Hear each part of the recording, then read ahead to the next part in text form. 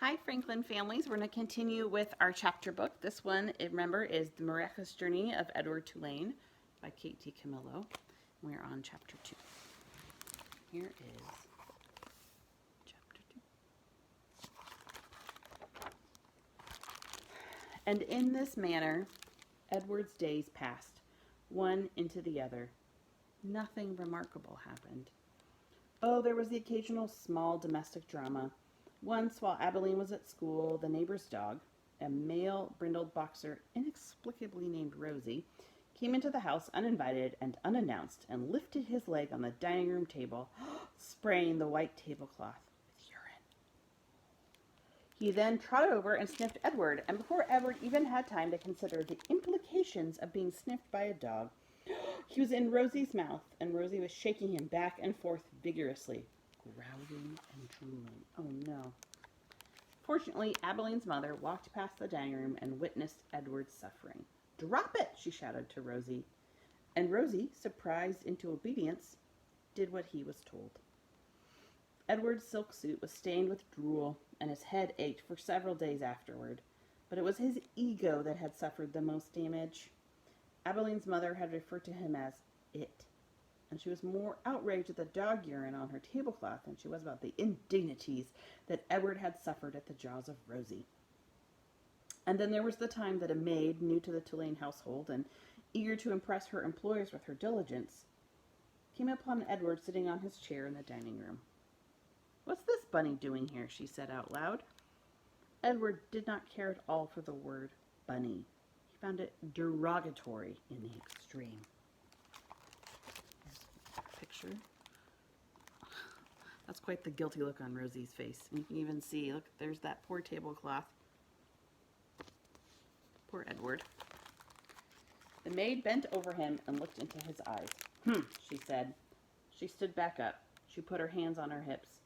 "I reckon you're just like every other thing in this house, something needing to be cleaned and dusted." And so the maid vacuumed Edward Tulane. She sucked each of his long ears up the vacuum cleaner hose. She pawed at his clothes and beat his tail. She dusted his face with brutality and efficiency. And in her zeal to clean him up, she vacuumed Edward's gold pocket watch right off his lap. The watch went into the maw of the vacuum cleaner with a distressing clank that the maid did not even seem to hear. When she was done, she put the dining room chair back at the table, and uncertain about exactly where Edward belonged, she finally decided to shove him in among the dolls on a shelf in Abilene's bedroom. "That's right," said the maid. "There you go." She left Edward on the shelf at a most awkward and inhuman angle. His nose was actually touching his knees, and he waited there with the dolls twittering and giggling at him like a flock of demented and unfriendly birds, until Abilene came home from school and found him missing and ran from room to room calling his name. "Edward!" she shouted. "Edward!" There was no way, of course, for him to let her know where he was. No way for him to answer her. He could only sit and wait. When Abilene found him, she held him close, so close that Edward could feel her heart beating, leaping almost out of her chest in its agitation. "Edward," she said. "Oh, Edward, I love you. I never want you to be away from me." The rabbit, too, was experiencing a great emotion, but it was not love. It was annoyance that he had been so mightily inconvenienced. He had been handled by the maid as cavalierly as an inanimate object, a serving bowl, say, or a teapot. The only satisfaction to be had from the whole affair was that the new maid was dismissed immediately.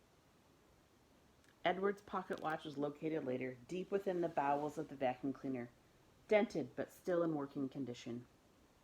It was returned to him by Abilene's father, who presented it with a mocking bow. "Sir Edward," he said, "your timepiece, I believe." The Rosie affair and the vacuum cleaner incident, those were the great dramas of Edward's life until the night of Abilene's 11th birthday, when, at the dinner table, as the cake was being served, the ship was mentioned. What does that mean? I don't know. We'll have to read more and find out.